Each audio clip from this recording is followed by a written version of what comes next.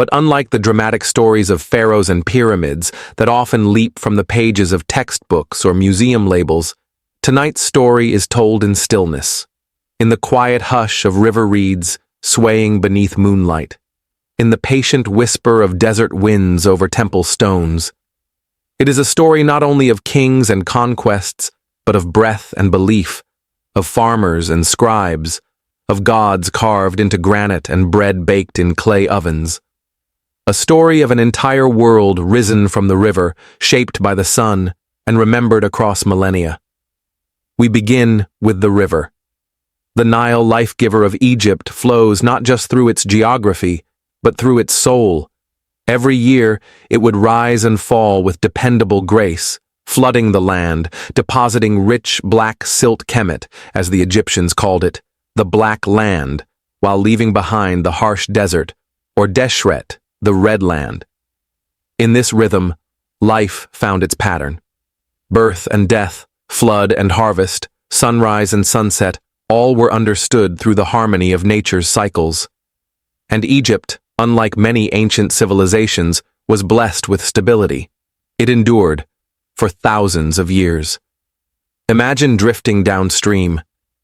On either side, mud brick villages cluster close to the banks. Palm trees sway, ibises glide overhead, and the hum of daily life is softened by the heat. Children splash near the reeds, oxen pull plows through dark soil, and distant temples rise on the horizon like golden mirages. The air carries the scent of earth and incense. Here, life and the divine are not separate. The gods are in the sun, in the river, in the breath of the wind. Ancient Egypt wasn't built in a day, nor was it one single thing. It evolved slowly, with grace, from scattered communities into united kingdoms, from humble tombs to monumental pyramids, from oral stories to hieroglyphs etched deep into stone. And through all of it, the Egyptians believed deeply in Ma'at, a concept hard to translate, but central to their worldview.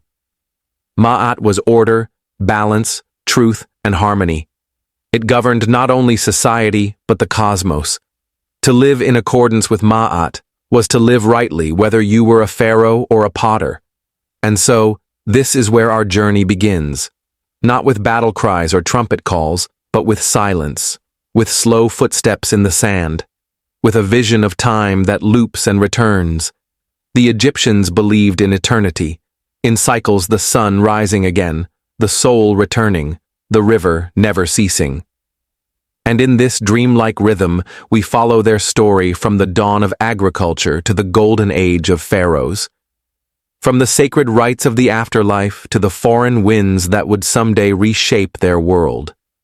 As we drift through the centuries, we'll explore the great epochs of Egyptian history, the rise of kingship, the construction of awe-inspiring monuments, the flowering of literature and science, the grandeur of empire, and eventually, the slow unraveling of power under the weight of time and foreign rule. Yet Egypt never truly vanishes. Its legacy survives in obelisks and temples, in scrolls and stories, in museums and modern minds.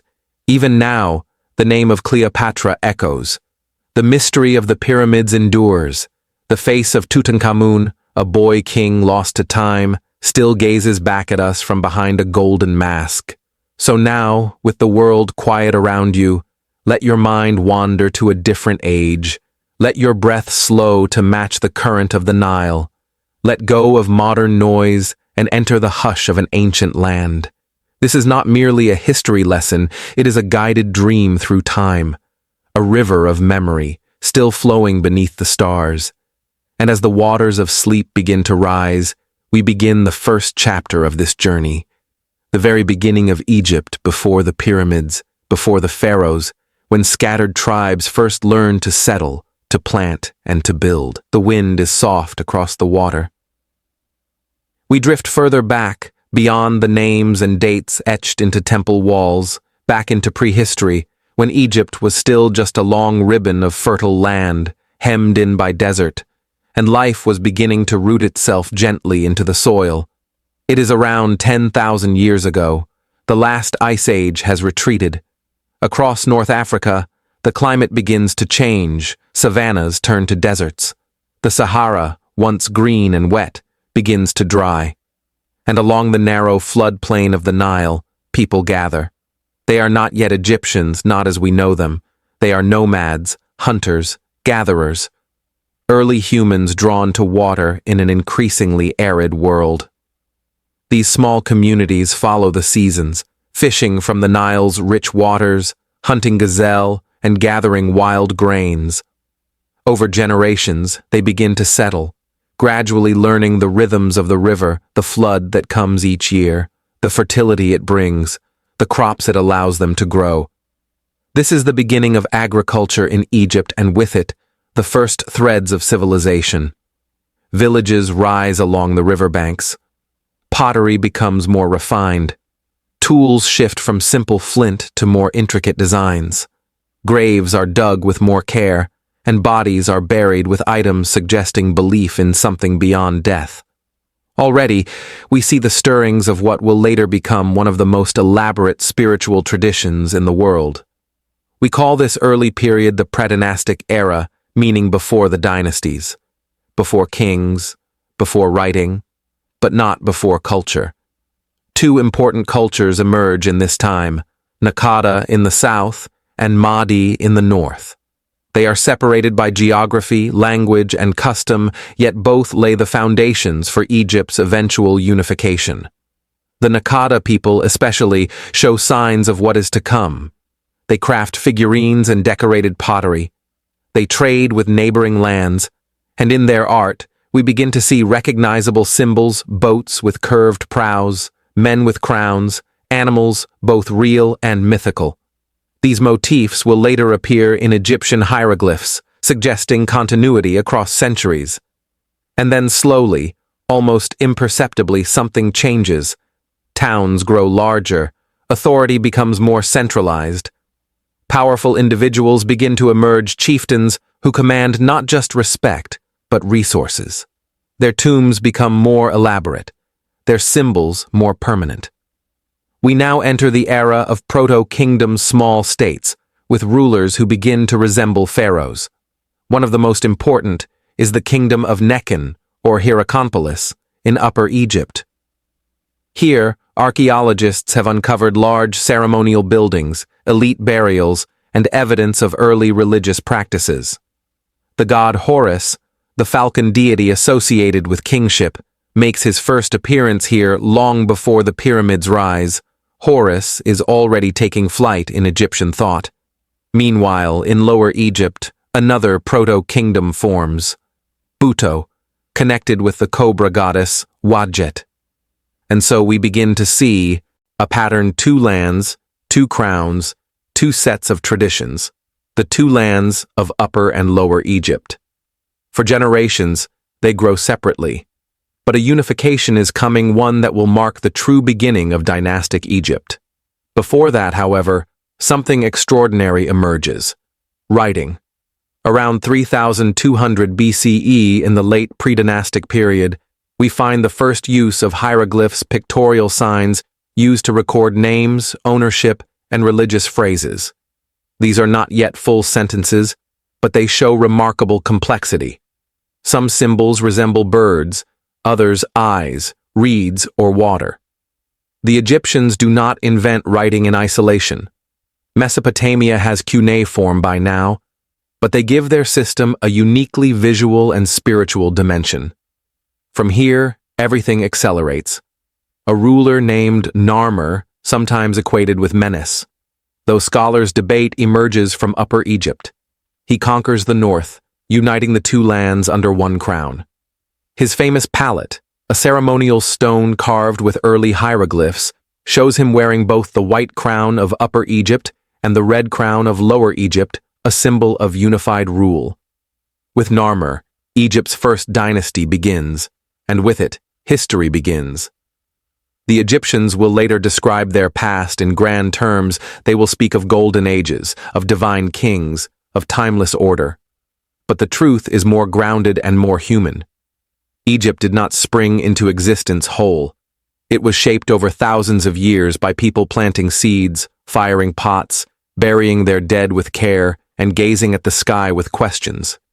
Even in these earliest times, there is a sense of awe, a connection to the natural world that will become the basis for the gods. The Nile is not just water, it is a giver of life. The sun is not just light, it is a force of rebirth. The land is not just geography, it is sacred. And so we leave this chapter with an image. The Nile at dawn, mist rising from its surface, a fisherman casting his net into the water. On a distant hill, a burial mound rises simple, made of earth and stone. Inside lies a body, wrapped in reeds, surrounded by bowls and tools, placed there with quiet hope that someone awaits beyond. We are now ready to step into recorded history, to meet the first pharaohs, to see Egypt rise not just as a land of villages, but as a kingdom of order, vision, and awe. Let the wind carry us forward. The light shifts as we move forward in time. The early kings have unified Egypt. The Nile flows quietly as before, but now its banks echo with new sounds, the ring of copper chisels, the calls of laborers, the rhythmic chants of priests. Egypt is awakening into greatness. This is the Old Kingdom, a time scholars place between roughly 2686 and 2181 BCE. It is often called the Age of the Pyramids, and rightly so, for it is in this era that Egypt's most iconic structures rise from the sands.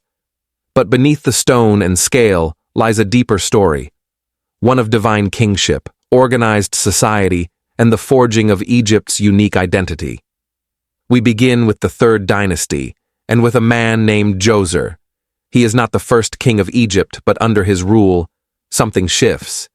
He commissions a tomb unlike any before, a layered stone monument at Saqqara, designed by his brilliant architect, Imhotep. Known today as the Step Pyramid, this structure marks the first time in history that large-scale stone architecture is used for a royal burial. It rises not just as a grave, but as a cosmic symbol, a stairway to the afterlife, a bridge between earth and sky. Imhotep himself becomes legendary, a priest, physician, and architect. He is later deified, worshipped as a god of wisdom and healing. Following Djoser, we enter the Fourth Dynasty, Egypt's golden age of pyramid building. Here, three names echo through history: Sneferu, Khufu, and Khafra. Sneferu, ever the innovator, builds not one, but three pyramids, including the bent pyramid, whose strange angle tells of experimentation and learning. His final success, the Red Pyramid, stands near perfect in form. With this knowledge, his son Khufu undertakes a vision beyond imagination.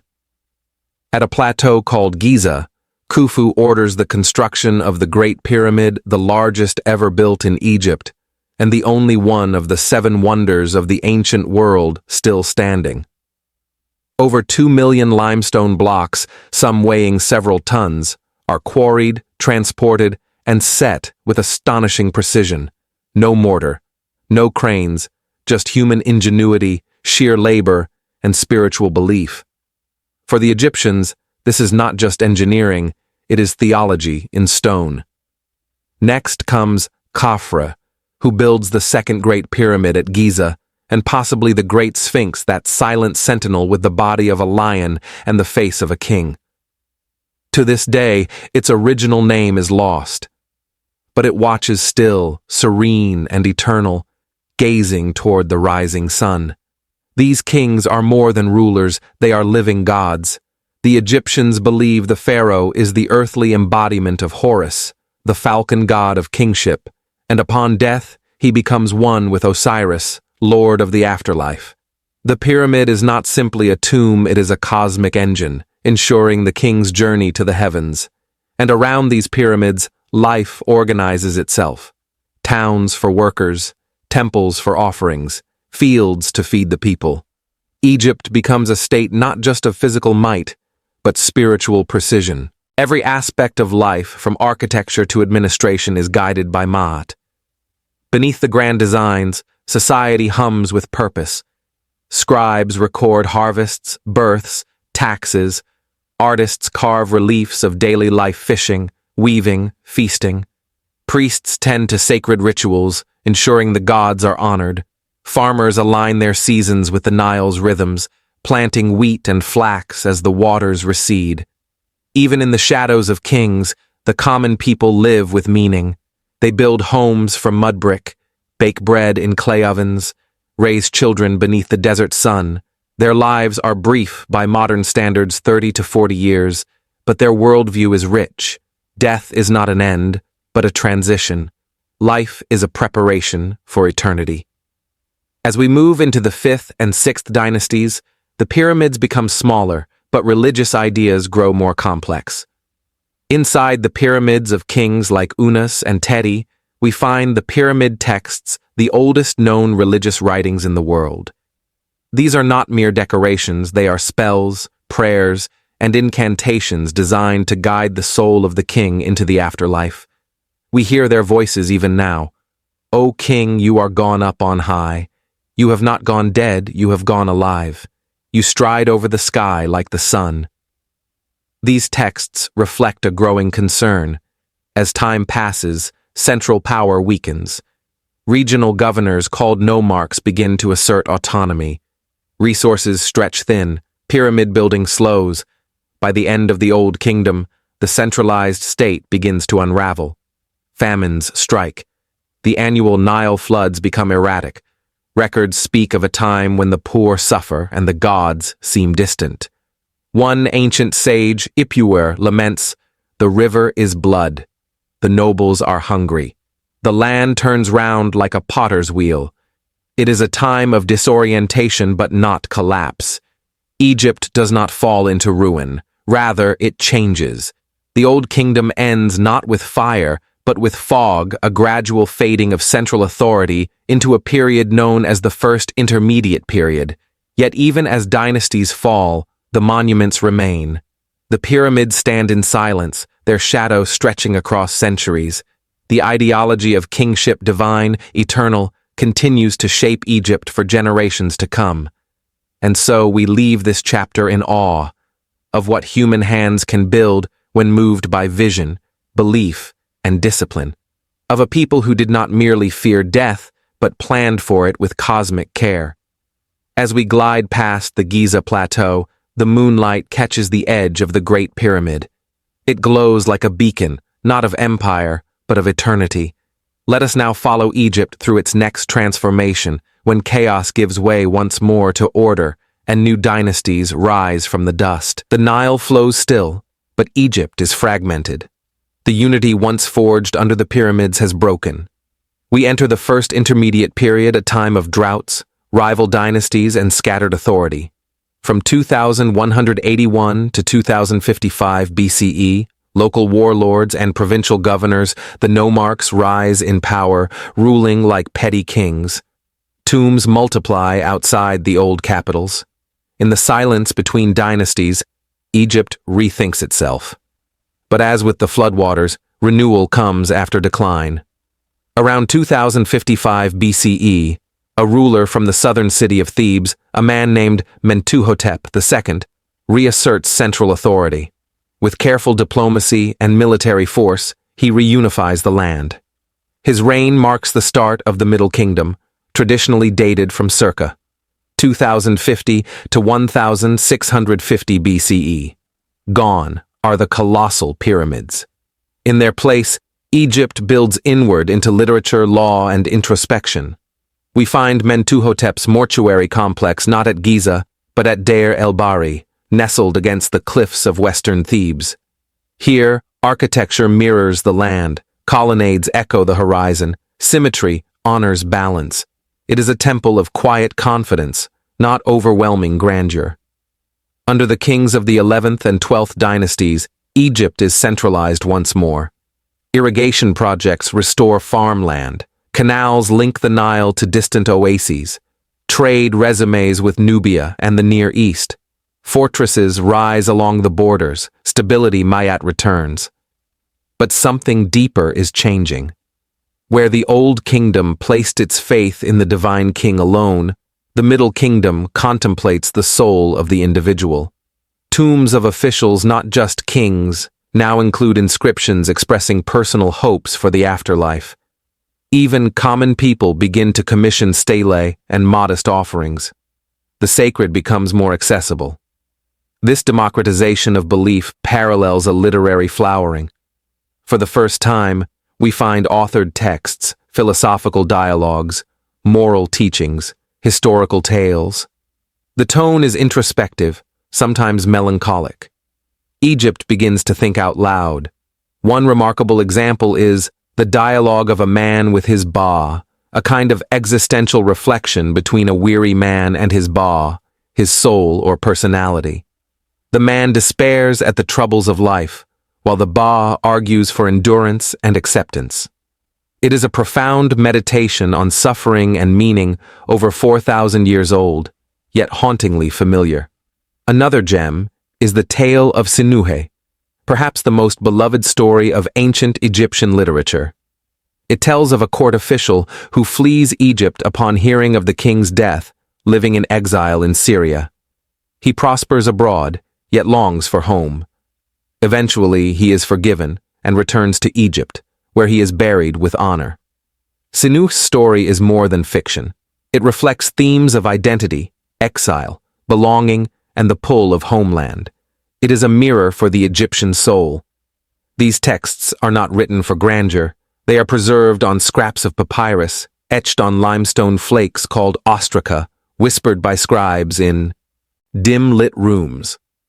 But they endure, and they speak still. The Middle Kingdom also sees a rise in administrative sophistication. The vizier becomes a powerful official, second only to the king. Bureaucracy deepens, taxes are systematized, surveys of land and population are taken regularly. The Fayum region is transformed into fertile cropland by engineering the natural basin into a massive irrigation system. One of the greatest rulers of this age is Senusret III, a warrior king and reformer. He campaigns deep into Nubia, building forts along the Second Cataract to secure Egypt's southern border. He reshapes provincial power, weakening the nomarchs and centralizing authority. Curiously, statues of Senusret III show him not as an idealized, youthful god, but as a weary, wrinkled man. His eyes are sunken, his expression somber. This artistic realism is deliberate. It reflects a maturing political philosophy. Leadership is not divine aloofness, but burden and service. And it is in the Middle Kingdom that we see Egypt's full engagement with the Sudan and Nubia.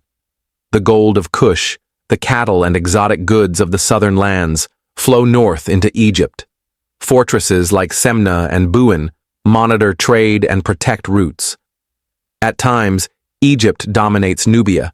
At others, it borrows from it.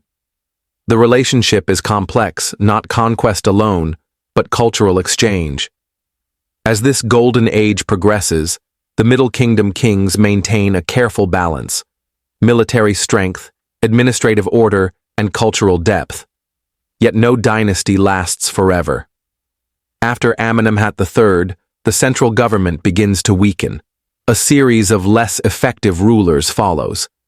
External threats grow, and eventually, new powers, Semitic-speaking peoples from the Near East, known later as the Hyksos, begin to settle in the eastern delta. They are not yet conquerors, but their presence signals change. By c. 1650 BCE, Egypt once again fractures. The Second Intermediate Period begins, and with it comes disunity, but also the seeds of transformation.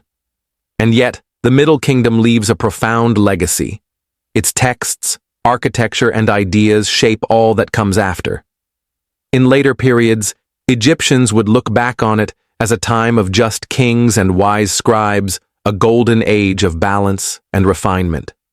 Let us now glide quietly forward, into a time of war and resilience, of foreign kings and native resurgence, the drama of the New Kingdom, when Egypt becomes an empire and the Nile's shadow reaches farther than ever before. We awaken in c. 1550 BCE, and Egypt is reborn once more.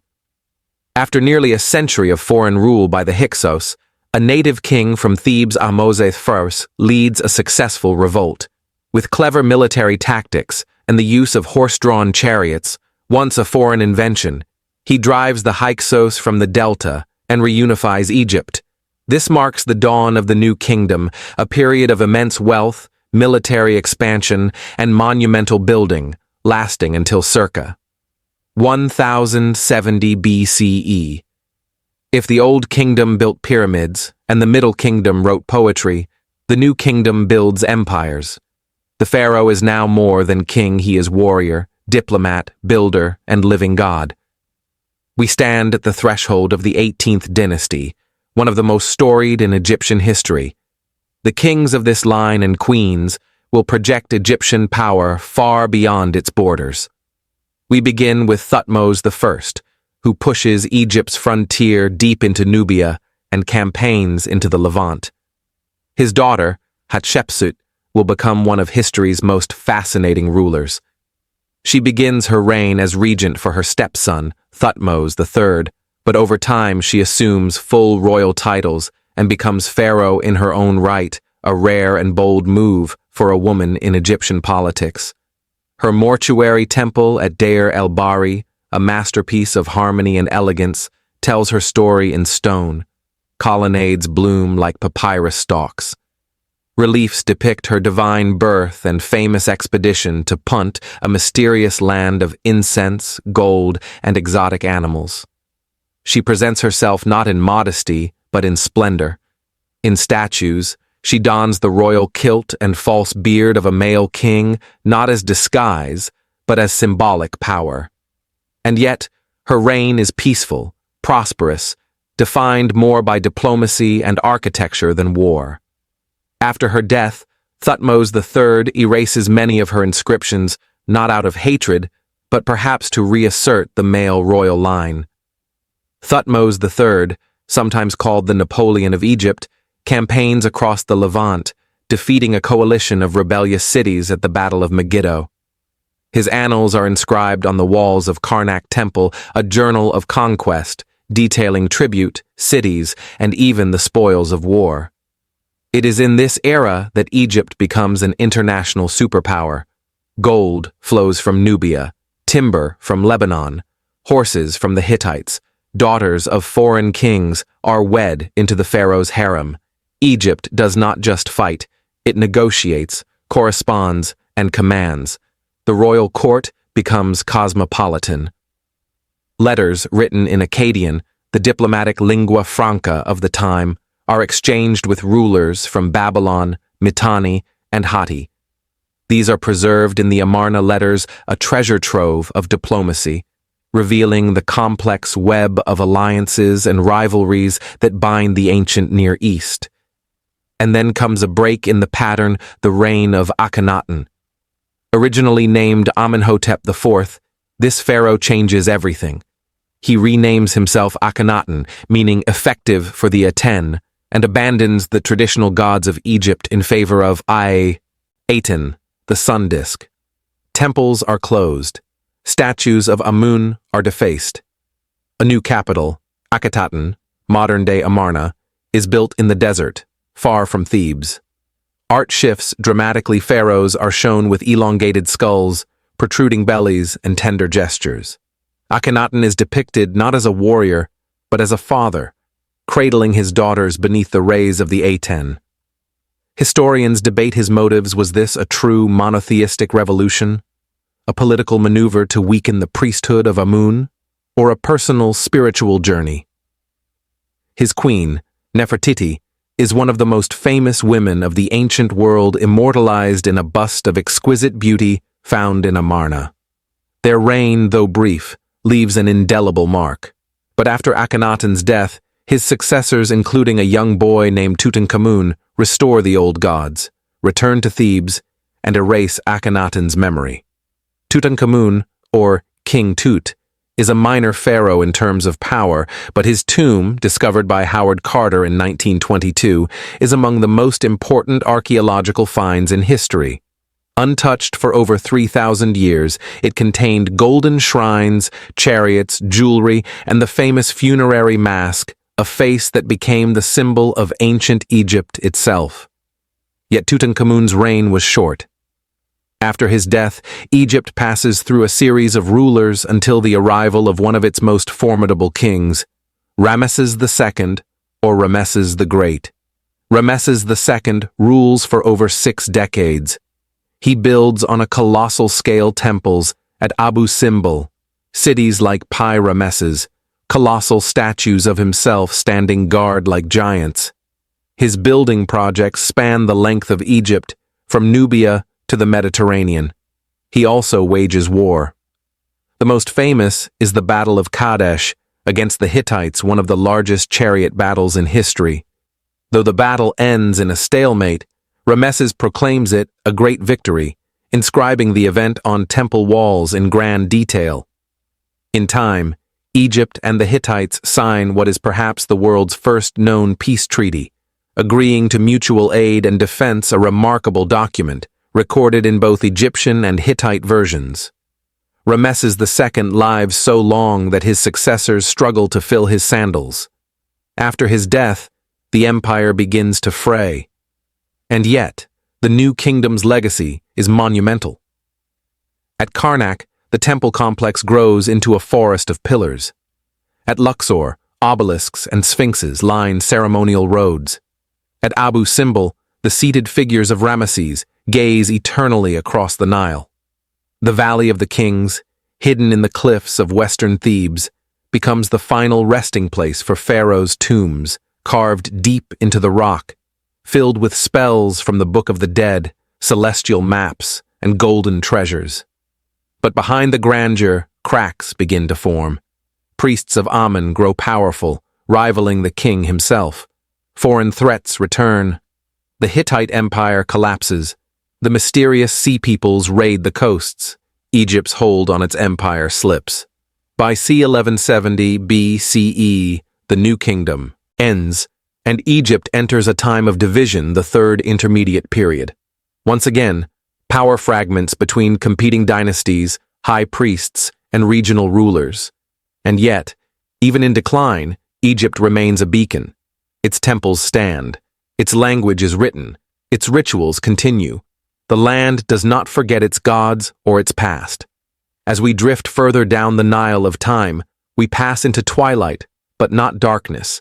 Egypt endures, adapting, echoing, whispering through the corridors of history. We drift into the Third Intermediate Period, a time of fragmentation, lasting from around 1070 to 664 BCE.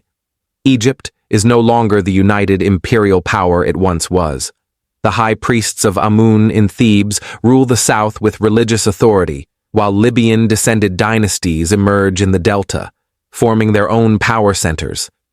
Despite this fragmentation, daily life along the Nile remains remarkably stable.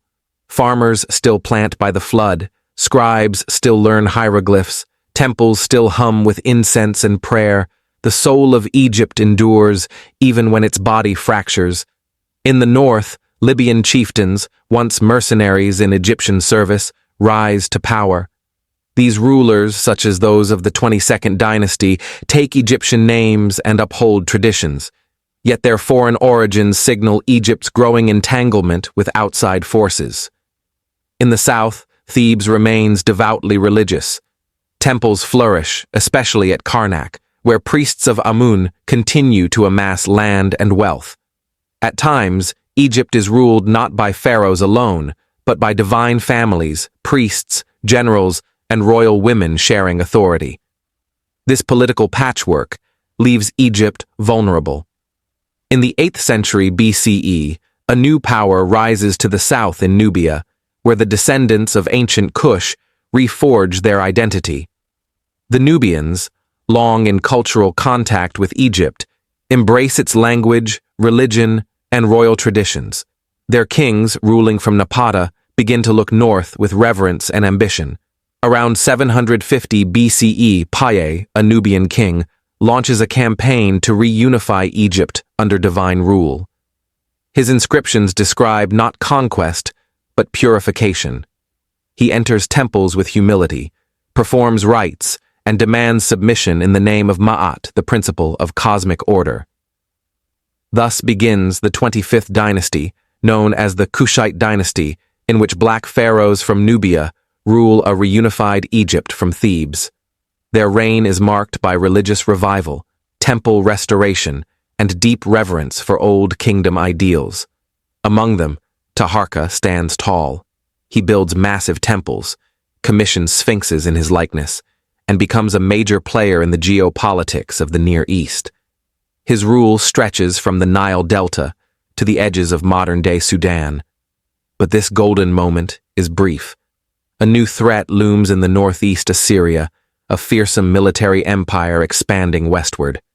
The Assyrians, masters of siege and terror, march into Egypt around 671 BCE.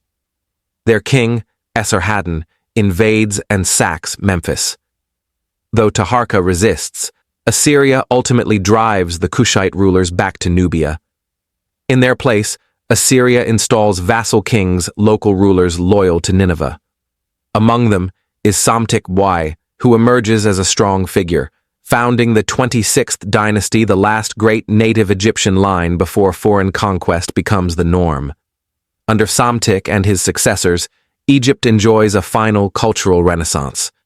This period, sometimes called the Sate Renaissance, sees a return to classical forms in art, language, and religion. The capital shifts to Sais in the western delta, and pharaohs commission statues and temples in archaic styles, deliberately invoking the glory of the Old Kingdom. It is a conscious act of memory, a return to roots in the face of growing external threats. And yet the world has changed. Egypt, though proud, is now a regional player among greater powers. To the east, Babylon rises. To the north, the Greeks stir. And from the highlands of Iran, a new force emerges, the Persians. In 525 BCE, the Persian king Cambyses II, son of Cyrus the Great, invades Egypt. At the Battle of Pelusium, his forces defeat Pharaoh Psamtik III. According to legend, the Persians use cats sacred to the Egyptians as psychological weapons, painting them on shields and driving animals into enemy lines. Egypt becomes a satrapy, or province, of the vast Achaemenid Persian Empire.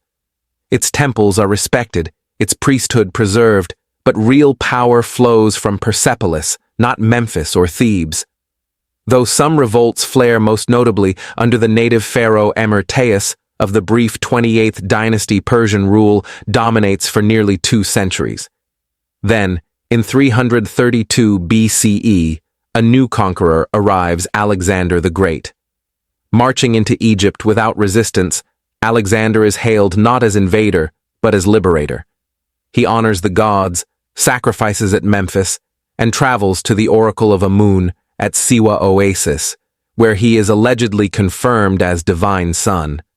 He founds a new city on the Mediterranean coast, Alexandria, destined to become a beacon of learning, culture, and power.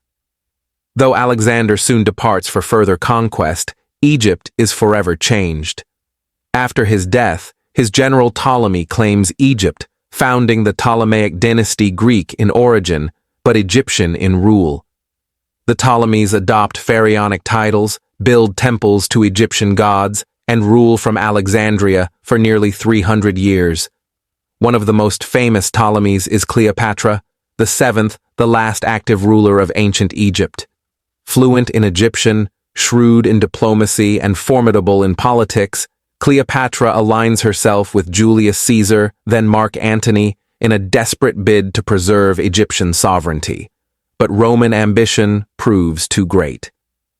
After the defeat at Actium in 31 BCE and her dramatic death the following year, Egypt falls under Roman control, becoming a province of the empire. And with that, the long lineage of native pharaohs, begun perhaps as early as 3100 BCE, comes to an end. Yet Egypt's identity does not vanish. Even under foreign rule, temples continue to rise. Priests perform ancient rites.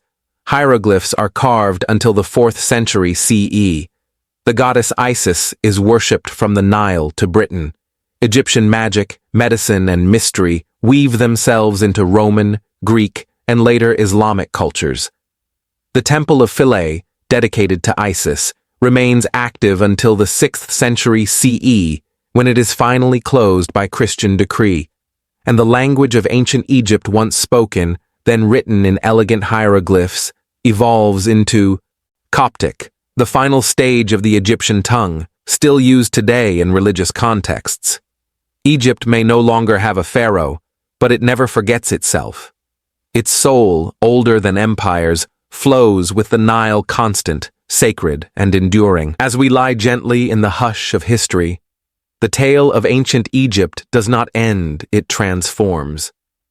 With the fall of Cleopatra and the rise of Rome, Egypt enters a new chapter. Yet her ancient heartbeat continues, quietly pulsing beneath the marble of imperial temples, beneath the Latin proclamations, beneath the coins stamped with Caesar's face. The Nile still floods, farmers still tend to the black soil, and in sacred sanctuaries, priests now dwindling in number continue their rituals in silence. For centuries, the monuments of Egypt, her pyramids, temples, and tombs stand like sleeping giants, weathered but proud. Travelers marvel at them. Pilgrims come to touch the stones. But slowly, the meanings begin to fade. The hieroglyphs, once dancing with divine breath, become mysterious marks. The language dies out of common use.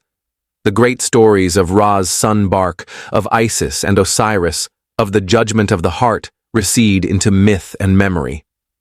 By the time of the Islamic era, Egypt is vibrant with new life and culture, Arabic becomes the new tongue, Cairo rises as a glittering capital, and pyramids become part of a distant, ancient world. But even as the desert sands cover temples and tombs, Egypt is never forgotten. In medieval Europe, tales of ancient Egypt spread through whispered texts and travelers' tales. The pyramids are rumored to be granaries built by Joseph, or towers of ancient giants.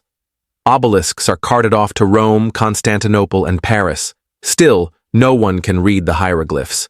The voice of ancient Egypt remains locked in stone.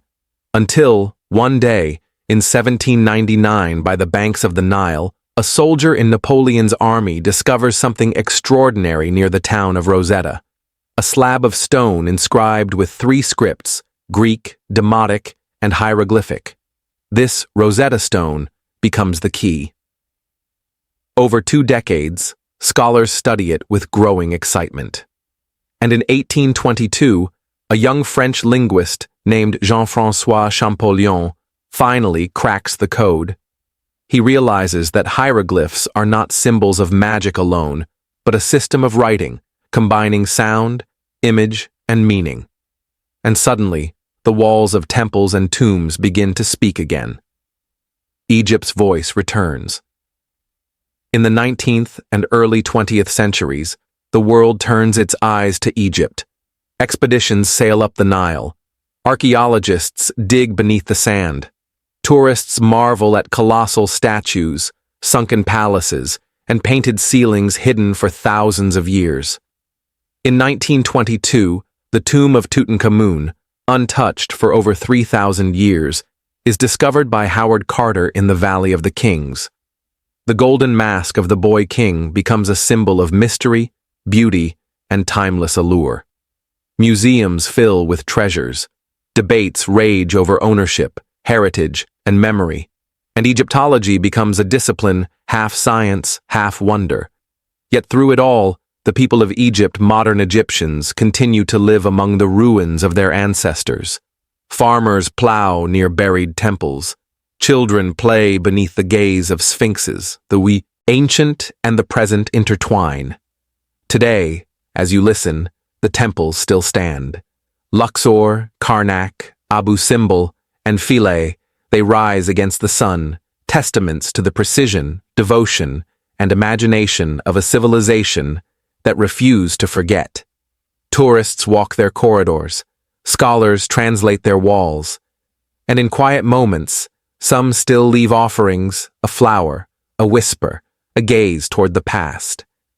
The legacy of ancient Egypt is not just in stone, it is in language, in words like paper, from papyrus, and chemistry, from chemia, the ancient name of Egypt. It is in architecture, in medicine, in mathematics.